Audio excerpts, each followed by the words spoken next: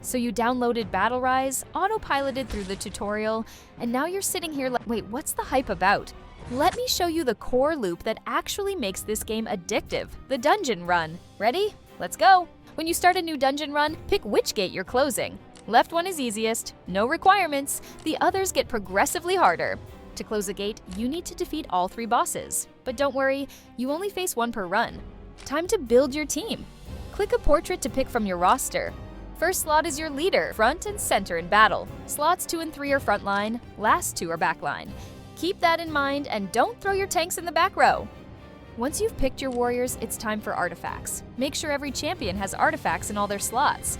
Time to enter the dungeon. Here's how it works. Encounter, pick your path, fight. Repeat until you face the boss.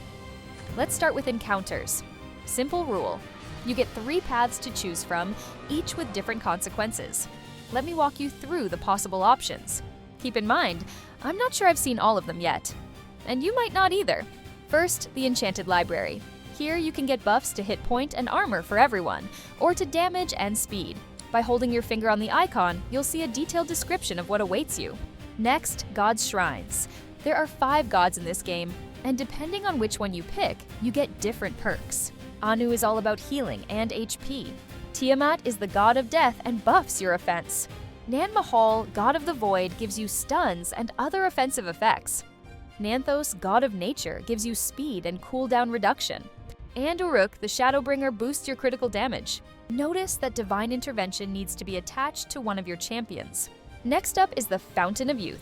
You can either drink from it and get heal on action, or loot the runes, which will anger some of your team, trigger an extra fight, but also give you a reward. One of my favorite encounters is the one marked with Shackled Hands.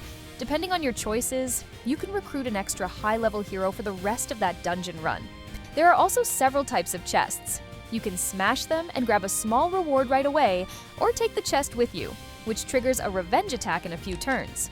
But if you beat them and complete the dungeon, the treasure is yours. Tombs work similarly to chests. You can loot them, which angers your champions, triggers an attack, but gives rewards. Or honor the fallen and get buffs for the whole team. Now, let's talk about combat. You've got 2 options. First is Classic Manual Battle.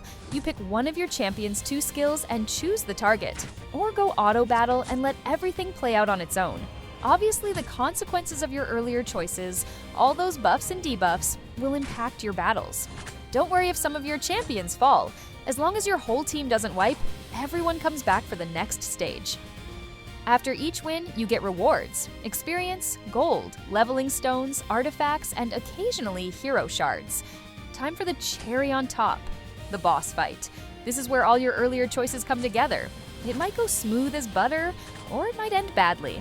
But if you pull it off, the rewards are worth it. Bosses drop solid artifacts, and completing the full dungeon also cashes out any chests you collected along the way. Hope this not-so-short video gave you a solid look at BattleRise's core gameplay.